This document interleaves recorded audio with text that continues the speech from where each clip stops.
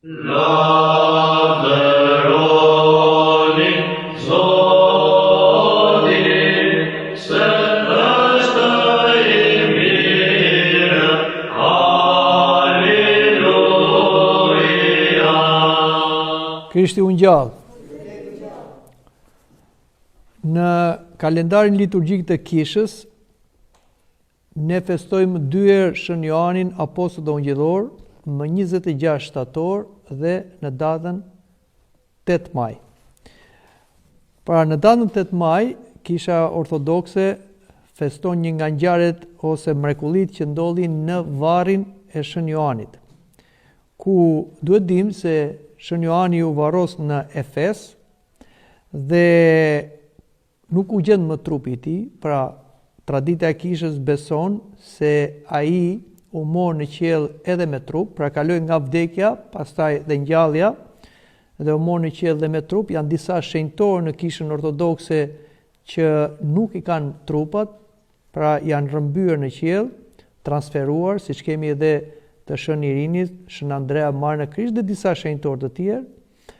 Dhe po ashtu, dhe trupi i Shën Joanit nuk u gjen në varrin e tij, por në varrin e tij në 8 maj ndodhe një mrekulli ku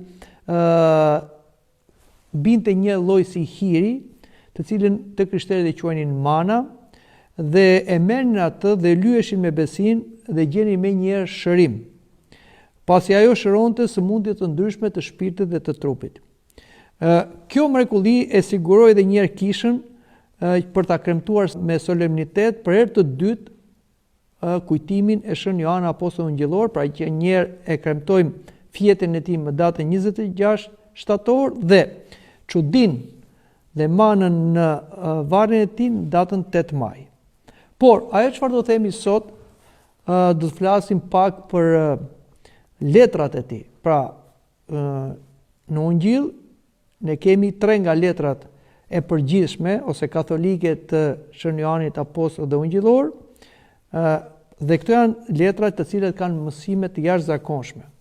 Patjetër që ne nuk mund t'i komentojmë të gjitha ato çfarë janë shkruar, por do marrim disa fragmente për t'i komentuar dhe sipas etrëve të Kishës. Shën Joani Apostull dhe Ungjillor është nga ungjillorët ai që, si them, zbuloi mister më të mëdha të Perëndisë, triadik dhe të personit të Isu Krishtit.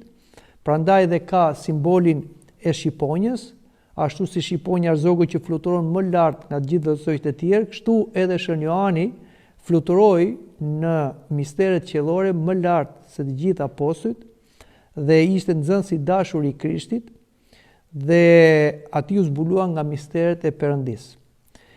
Pavarësisht se ai pati një vdekje të qetë në një moshë shumë të madhe, prap ai jetoi si një martir sepse vuajti shumë për përhapjen e Ungjillit dhe shumë kohë kaloi internuar në ishullin e Patmos, ku atje shkruajti edhe Ungjillin dhe librin e fundit të Biblës që është zbulesa. Por, siç thash, kemi edhe 3 letrat e përgjithshme të Apostullit dhe Ungjillorit Joan, dhe letrat u shkruajtën në një periudhë tensioni brenda komunitetit krishterë, ku ishin shfaqur që në atë kohë mësime heretike, të cilët vinin nga heretik të ndryshëm, si ishte dogmatizmi, është një lloj herezie ku thuhesh që Krishti nuk ishte një trup njerëzor, por e kishte atë në dukje, jo se ishte vërtet njeri.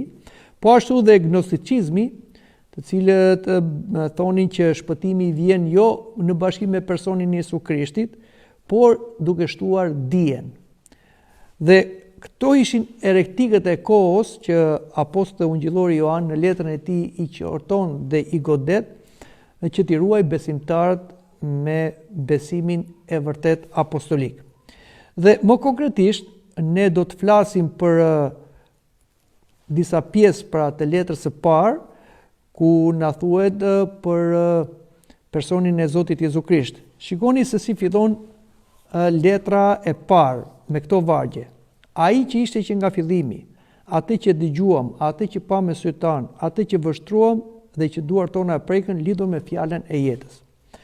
Sipas komentit patristik, Shën Irineu i Leoni thekson se ky varg shpall përjetësinë e logosit ose të fjalës, që në fillim, që tregon fillimin e krijimit, por logosi dhe fjala nuk ishte fillimi i krijimit, ishte para krijimit, sepse ai ishte që në fillim dhe ishte me Perëndin. Dhe kjo është një nga dëshmitë e Shën Joanit apostullit ungjillor, si dhe tek ungjilli i tij, që thot në fillim ishte fjala dhe fjala ishte me Perëndin dhe fjala ishte Perëndi. Përsëri në letrën e parë ai na flet për fjalën, për logosin. Shën Athanasi i Madh e përdor këtë tekst kundër arianistëve, të cilët mohonin se Isu Krishti ishte biri dhe fjala e Perëndis, po ishte krijesa, thoshin ata. Kështu që Shën Athanasi mori këto fjalë të Shën Joanit apostullit ungjillor në letrën e tij për thënë që logosi ishte përpara fillimit, që ishte pra nga fillimi, dhe aq më tepër logosi, fjala u bë mish.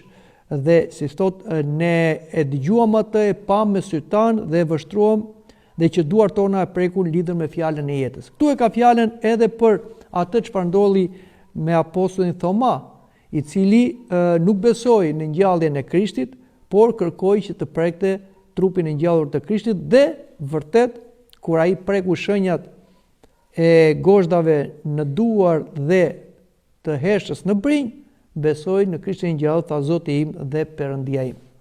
Por le të flasim edhe për një tjetër varg në letrën e parë, kapitulli i parë, vargu 22, ku na thuhet: "Dhe jeta u shfaq, dhe ne pamë dëshmojmë për të, dhe ju shpallim jetën e përjetshme që ishte pranatit dhe që u shfaq neve."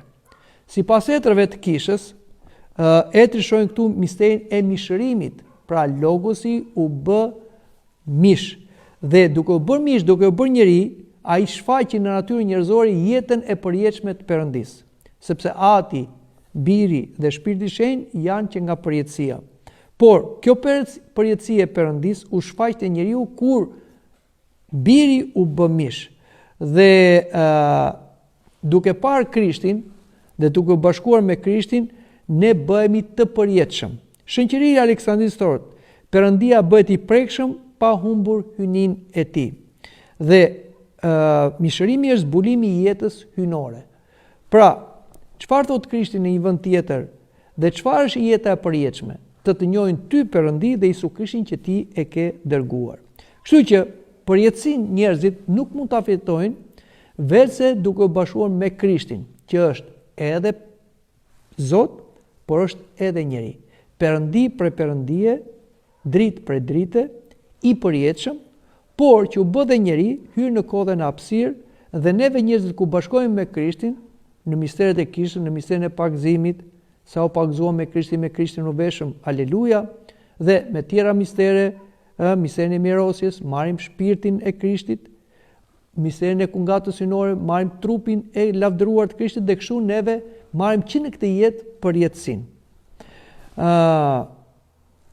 Por le të flasim edhe për një tjetër varg që neve, si them, e lexojmë, dhe ku na thuhet se Perëndia është dritë dhe në të nuk ka kurfar errësirë. Si e komentojnë etrit? Perëndia është dritë, dhe kur flasim për dritë, nuk flasim këtu për një dritë fizike, siç është drita e diellit, por flasim për dritë mendore. Në Perëndi nuk ka kurfar errësirë, do me thënë nuk ka asnjë shenjë ose gjurmë mëkati. Errësira është gjithmonë simboli i të keqes, i mëkatit. Por tek Perëndia nuk ka mëkat. Prandaj, askush që ka errësirë në mendjen e tij ose mëkat nuk mund të ri në praninë e Perëndis. Shën Grigori Nisës e lidh dritën e Perëndis, që është në Krishtin, me shëndrimin shpirtëror të njeriu. Pra njeriu, kur bashkohet me Krishtin, atij i falet mëkati dhe mbushet me shpirtin e shenjtë, mbushet me dritë. Dhe kështu ai bëhet dritë, siç është Perëndia, dritë bëhet bir drite. Siç thotë apostull Pavli, dhe e thotë dhe Krishti në fillim, ju jeni bijtë të dritës, dhe jo bijtë të errësirës. Por le të flasim edhe për një tjetër varg. Por po të ecim në dritë, sikur sa ai është në dritë, kemi bashkësi njëri me tjetrin dhe gjaku i Isu Krishtit, birit të tij, na pastron nga çdo mëkat. Shën Johan Gojarti e interpreton kështu se jeta e krishterë është ecje e vazhdueshme, po të ecim në dritën, në porositë e Zotit, që janë dritë, dhe në bashkim me kishën, që bëhet në mënyrë misterore ose me misteret e kishës, atëherë njeriu ecën në një jetë të virtueshme me moral, duke zbatuar porositë e Perëndis. Dhe kush na shlyen mëkatet tona? Mëkatet tona nuk i shlyen as lutjet tona, as sakrificat tona, por mëkatit i shlyen gjaku i Krishtit, që na pastron nga çdo mëkat. Prandaj është kaq e rëndësishme, siç thotë dhe apostulli Petro në letrën e tij, që nuk kemi pastruar ose nuk kemi shpëtuar me arë dhe argjend, por me gjakun e Krishtit të qingji Perëndis që shlyen mëkatet e botës. Pra, askush, në qoftë se nuk pranon gjakun e Krishtit, nuk mund t'i falet mëkati, sepse mëkati shlyhet me gjak. Dhe kur flasim me gjak, nuk bëhet fjalë këtu për gjakun e kafshëve, por për gjak njeriu. Por gjak njeriu të pastër nuk mund të ketë mbas farës Adamit, sepse të gjithë vijnë me mëkatet sëgjëshor. Vetëm Krishti ka gjak të pafajshëm, sepse ai mori natyrën njerëzore, por nuk mori mëkatin e Adamit, sepse lindi nga një lindje virgjërore. Lexojmë dhe një tjetër pjesë nga letra ku na thuhet: Djemtë mi, ju shkrova këto gjëra që mos mëkatoni. Dhe nëse do kush mëkatoi, kemi një avokat të Ati, Isu Krishtin, të drejtin. Si e interpretojnë etrit e kishës? Shën Agustini thot: Krishti është avokati ynë sepse mori natyrën njerëzore. Pra, Krishti u njësua me njerëzit. Dhe duke njësuar me njerëzit, Krishti shlyen mëkatet tona përpara Atit. Pra, Ati pranon vetëm gjakun e Krishtit, që qingji Perëndis që shlyen mëkatet e botës. Dhe kështu, gjaku i Krishtit na shlyen nga mëkatet tona, prandaj bëhet avokati ynë tek Ati. Krishti thot: unë jam rruga, unë jam e vërteta, unë jam jeta. Askush nuk shkon te Ati vetëm me anën time. Prandaj, askush nuk mund të pretendojë mbas Krishtit që mund të jetë profet ose një ndërmjetës ndërmjet njerëzve dhe Perëndis që t'i pajtojë me Perëndin. Të gjithë janë profet të rrem, sepse tha Krishti: mbas me do vinë profet të rrem. Prandaj dhe neve nuk pranojmë askënd, pavarësisht pohimit që mund të bëj ose besimit që mund të kenë njerëzit, që mund të jetë një ndërmjetës ndërmjet njerëzve dhe Perëndis mbas Krishtit. I vetmi ndërmjetës dhe shpëtimtar dhe avokat ynë tek Ati është Isu Krishti, sepse ai shlyvi mëkatet tona me gjakun e tij. Dhe ndërmjetimi i Krishtit, siç tham, bazohet në flijimin e tij në kryq. Lexojmë një tjetër varg ku na thuhet: dhe nga kjo e dim se kemi njohur atë, në qoftë se i zbatojmë urdhërimet e tij. Etrit kundërshtojnë këtu gnosticizmin. Gnosticizmi thoshte që shpëtimi i njeriu varet nga dija.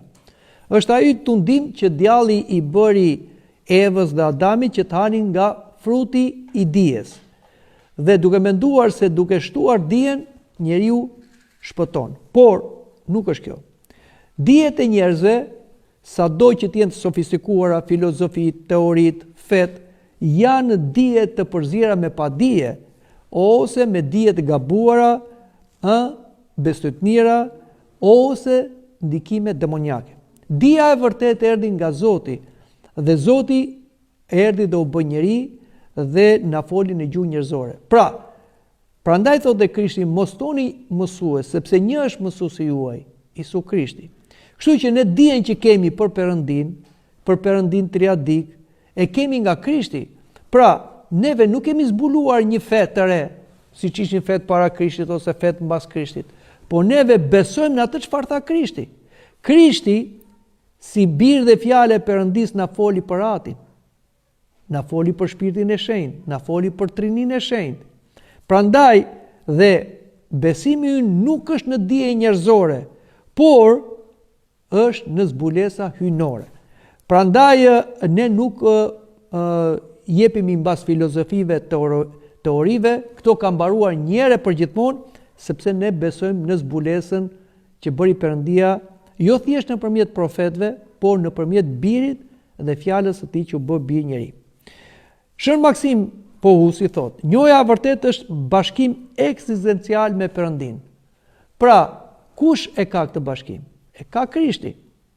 Që thot te Shën Nikodimi, ne flasim për gjërat toksore dhe juve nuk besoni. Po të flasim për gjërat qellore, ju s'do besoni, s'do besoni. Dhe për kë flet? Flet për veten e tij dhe për Shpirtin e Shenjtë, të cilët u dërguan nga Ati si apostujt e Atit. Prandaj, Perëndia Atë na zbuluar nëpërmjet Birit me anë të Shpirtit Shenjtë, që na aftëson ti pranojmë, ti kuptojmë mësimet e Krishtit, zbulesat hyjnore. Dhe nuk kemi nevojë për zbulesa të tjera. Gjitha zbulesat e tjera janë mashtrim, janë frym anti-Krishti, janë gënjeshtër e djallit. Po le të flasim për një tjetër varg. Mos e doni botën as gjërat që janë në botë. Në qoftë se ndokush do botën, dashuria e Atit nuk është në të. Pra të gjitha këto vargje që ne po i lexojmë janë tek letra e parë e apostullit ungjillorit Joan. Etri sqaron kush është bota. Nuk është bota ajo që ka krijuar Zoti, planeti e gjithçka, sepse ajo krijuar nga Zoti dhe ishte e mirë dhe është e mirë në thelb, por flet këtu për botën e mëkatit. Ajo që erdhi mbas mëkatit së gjyqësor, që u prish, marrëdhënia e njeriut me Zotin, marrëdhënia e njeriut me njeriu, marrëdhënia e njeriut me krijesën. Për këtë botë flet, që sundohet nga lakmi e syve, dëshirimi, mishi, krenaria e jetës. Prandaj, mos e doni botën, na thot. Mos e doni botën e mëkatit. Pra që është një sistem pasionesh dhe krenarie. Shën Isak Siriani, mbështetur në këto vargje, thot, zemra nuk mund të ndahet mes Perëndisë dhe pasioneve. Kështu që i krishteri nuk mund të jetë i dashur dhe me Zotin dhe me botën, sepse është hipokrit.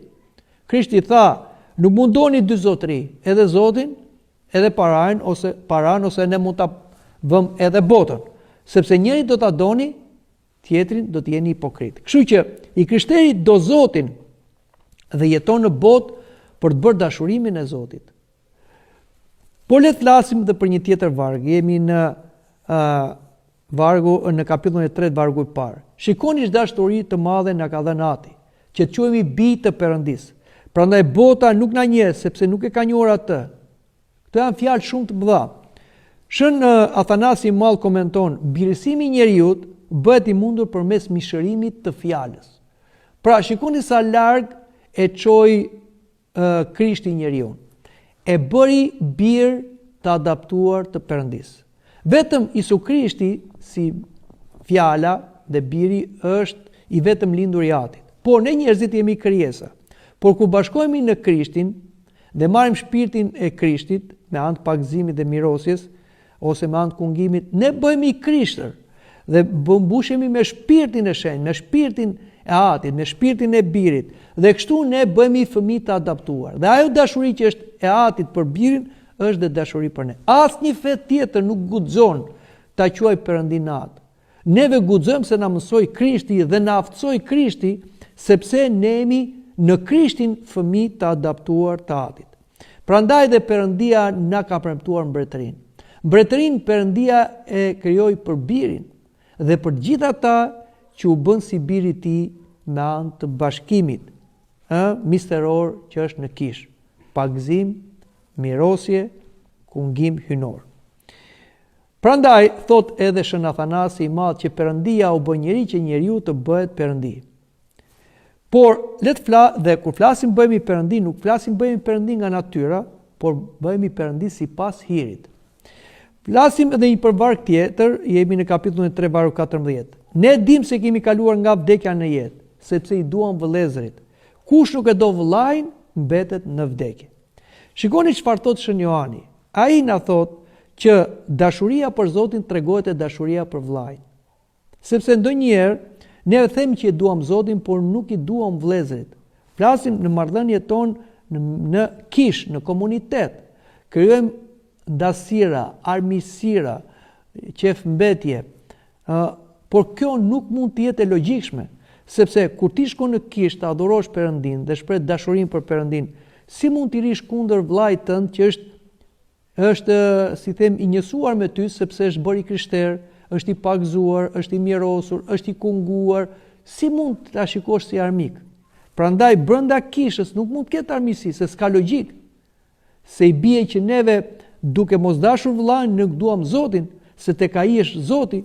Prandaj shikoni se si i lidh Shën Johani, ashtu siç mësonte Krishti, sepse Shën Johani këto i mori nga goja e Krishtit. Çfarë tha Krishti? Gjithë ligji përmblidhet në këto dy porosi. Duaj Zotin me gjithë mendje, me gjithë zemër, me gjithë shpirt, gjithë fuqinë tënde, që kjo është porosia e parë, dhe porosia e dytë thotë që është e njëllojt me këtë, kanë të njëjtën vlerë, duhet të afërmin si veten. Këtu përmbyshet gjithë ligji dhe profetët. Prandaj dashuria për vllan, na thon Etrit, është shenjë konkrete e rilindjes shpirtërore. Në qovë se neve nuk kemi dashuri për vllan, kemi urrëtie brenda, nuk jemi të rilindur shpirtërisht. Kemi bërë ceremoni brenda kishës, por zemrën e kemi të mbyllur. Prandaj, si thonë dhe shenjtorë të tjerë, do të kuptosh se ke rilindur, shiko ai do vëllezërit. Por duhet kalosh edhe për te asaj, duhet të duash dhe armikun. Shën Vasili i Madh thot, asketizmi pa dashuri është i pavlefshëm. Pra gjithë përpjekjet tona njerëzore, edhe ato që janë më ekstreme, siç mund të jetë edhe kreshma, agjerimi, pagjumësia, lutjet, por kur nuk ka dashuri për vëllezërit, motrat tona në besim, është e pavlefshëm. Humbet çdo gjë, shkon kot. Një tjetër varg shumë i rëndësishëm që është tek letra e apostullit ungjillorit Johan, letrën e parë, kapitulli 4, vargu 1 na thot: Shumë të dashur, mos i besoni çdo fryme, po vini në provë frymat për ditur nëse janë nga Perëndia, sepse shumë profetë të rem kanë dalë në botë. Si e komentojnë Etrit e kishës? E komentojnë me frymën e dallimit, që është dhuratë e Shpirtit të Shenjtë, dhe ruajtjes e traditës apostolike. Pra, kisha, sipas mësimit të Zotit dhe të apostujve, nuk pranon as çdo gjë të mangët ose të shtuar nga ato çfarë tha Zoti dhe apostujt. Kujtoni fjalët e apostullit Pavlit që tha: "Në qoftë se një ëngjël nga qielli ose dikush nga ne sjell një tjetër ungjit nga ai çfarë kam thënë unë, qoftë anatema me atë, qoftë mallkim." Kisha është shumë rigoroze, prandaj nuk pranon asnjë lloj revizionimi të mësimeve të Zotit dhe të apostujve. Dhe çdo gjë shikohet sipas asaj që trashëgon kisha, tradita apostolike. Shën Ireneu i Lionit thot: "Kisha dallon të vërtetë nëpërmes trashëgimisë apostolike. Themeli i kishës është mësimi i apostujve. Prandaj ne japim kaq rëndësi letrave të apostujve që kemi në librin e Ungjillit, të apostullit Pavlit, të apostullit Petros, apostullit Joanit, apostullit Jakovit, apostullit Judës, sepse ata ishin goja e Krishtit edhe flisin nga Shpirti i Shenjtë. Le të flasim për një tjetër varg. Kapitulli 4, vargu 8. Ai që nuk ka dashuri, nuk e ka njohur Perëndin, se Perëndia është dashuri. Ky është kulmi teologjik i letrës të apostullit dhe ungjillorit Joan. Shën Agustini thotë: dashuria nuk është vetëm atribut i Perëndisë, ajo shpreh vetë jetën trinitare. Vetëm Shën Joani apostulli ungjillor ka shkruar këtë në letrën e tij, që Perëndia është dashuri, jo ka dashuri, është dashuri. Esenca e Perëndisë që është e panjohur, e pagjurmësuar, mund të përmblidhet ose mund të shfaqet me këtë fjalë. Është dashuri. Dhe ai që do, ai merr pjesë në jetën e Perëndisë. Kështu që në qoftë se neve mund t'i afrohemi Perëndisë, ne nuk mund t'i afrohemi në asnjë gjë, as në dije, as në fuqi, as në shenjtëri, po mund t'i afrohemi në dashuri. Si thot, si mund t'i afrohemi në dashuri? Na mësoi Krishti. Në atë dashuri që është përtej natyrores, pra është e mbi natyrshme. Duaje dhe armikun tënd. Kur ti e do dhe armikun tënd, atëre ti i ka arritur në dashurinë e Perëndisë. Kuptoni? Kjo është shumë e rëndësishme.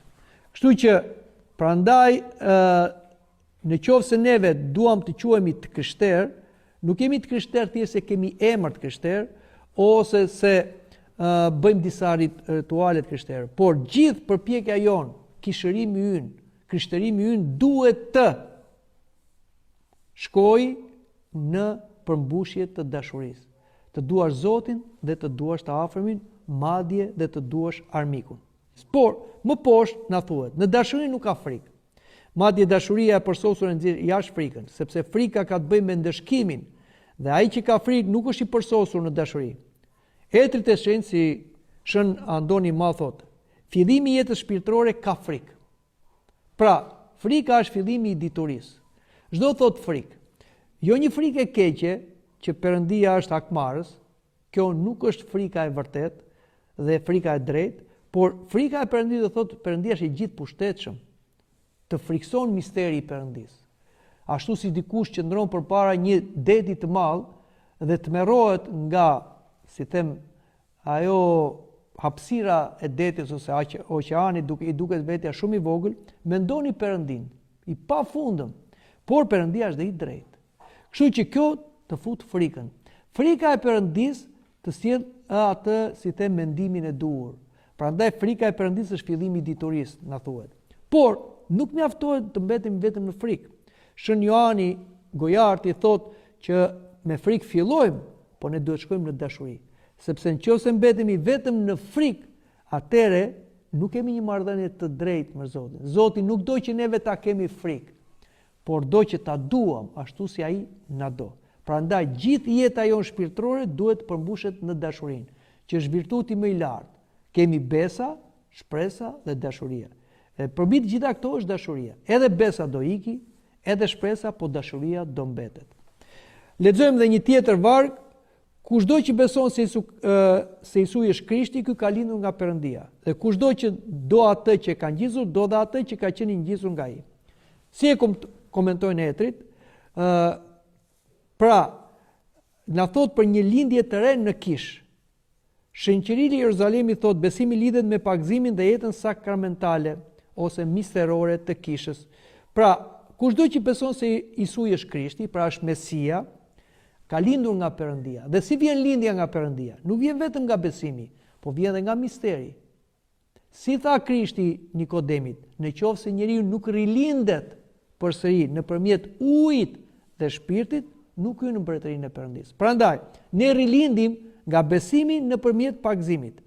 Dhe kushdo që do atë që e ka ngjizur, do dhe atë që ka qenë i ngjizur nga ai. Pra, kushdo që do Perëndin, do dhe birin e Perëndisë. Por do dhe ata që Perëndia i rilindi, i bëri bi. Prandaj nuk mund të kemi ndasi, urrëtie, inate, hakmarrje brenda në Kish. Dhe vazhdojmë dhe për një varg tjetër, ky është ai që erdhi me anë të ujit të gjakut, Isu Krishti, jo vetëm me anë të ujit, por dhe me anë të ujit dhe të gjakut, dhe fryma është ajo që dëshmon sepse fryma është ai që dëshmon sepse fryma është e vërteta. Si e komentojnë Etrit, Krishti erdhi me anë të ujit, që është pagëzimi, që u pagëzuar në lumin Jordan, me anë të gjakut, që është gjaku që derdhi në kryq, por që ne kemi dhe në Eukaristin ose në kungatën hyjnore. Shën Johan Gojarti thot, prej brinjës së Krishtit lindi Kisha, dhe misteret e saj. Ashtu si brinjës së Adamit lindi ose erdhi në jetë trupi i Evës nga Perëndia, ashtu dhe nga brinja e shporuar e Krishtit dhe nëpërmjet ujit dhe gjakut lindet Kisha, sepse me anë të ujit ne pagëzohemi dhe me anë të gjakut ne kungohemi dhe bëhemi pjesë e trupit të Krishtit. Pra, të gjitha këto ishin pjesë nga Shkrimi i Shenjtë dhe ne do nga Shkrimi i Shenjtë dhe nga letra e apostullit Ungjillorit Joan, ne do përfundojmë me këto 3 vargjet e fundit. Ne dim se jemi nga Perëndia dhe gjithë bota dërgjet në ligësi. Po ne dim se biri i Perëndisë erdhi për na dhënë të kuptuar që ne të njohim atë që është i vërteti dhe të jemi në të vërtetin, në birin e tij Isu Krishtin. Ky është i vërteti, Perëndi dhe jeta e përjetshme. Djema, ruani veten nga idhujt. Pra, bota është në ligësi. Mos mendoni se bota do bëhet e mirë. Sipas zbulesës hyjnore dhe që kemi edhe në librin e zbulesës, bota do shkoj keq e më keq derisa do përfundoj duke adhuruar Antikrishtin. Dhe kjo do jetë fundi i historisë njerëzore që do paraprirë dhe ardhin e dytë të Krishtit. Prandaj, Neve nuk presim që bota të përmirësohet, por bota të bëhet më e keq, prandaj dhe neve nuk jemi miq me botën. Dhe flasim me botën e mëkatit. Dhe Isu Krishti është ai që na sjell të vërtetën, lidhjen e drejtë për drejtë me Perëndinë e vërtetë dhe jetën e përjetshme. Nuk ka mundësi tjetër, nuk ka mënyrë tjetër, nuk ka person tjetër që mund ta bashkojë me Perëndin. Të gjithë ata që pretendojnë se mund ta bëjnë, quhen krishterë të rrem. Dhe paralajmërimi i fundit i letrës së parë të apostullit ungjillor drejtuar Kishës është: ruani veten nga illujt. Çfarë janë illujt?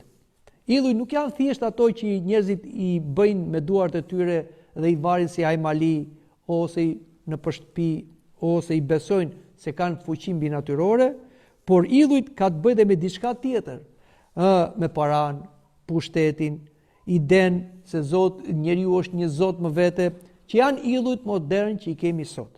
Ne vetë krishterët duhet lirohemi prej këtyre dhe duhet të adhurojmë Atin, Birin dhe Shpirtin e Shenjtë, sepse vetëm kështu ne bëhemi një qenie normale dhe të hedhim poshtë çdo lloj illudhi që kërkon të rivalizojë Zotin, qoftë objekt, qoftë edhe njeri.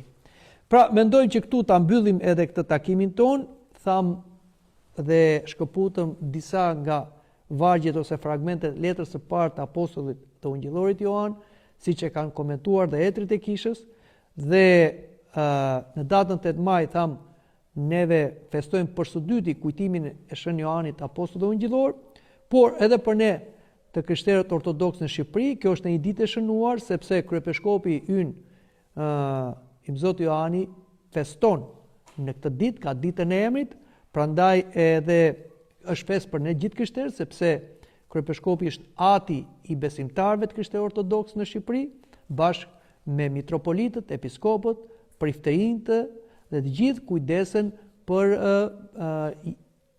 jetën tonë shpirtërore, për mësimin tonë, por dhe për shërinjtërimin tonë. Prandaj, edhe në këtë ditë, në 8 maj, ne urojmë kryepeshkopin Joan për shumë vjet o kryezot. Amin. Laveroni, Zot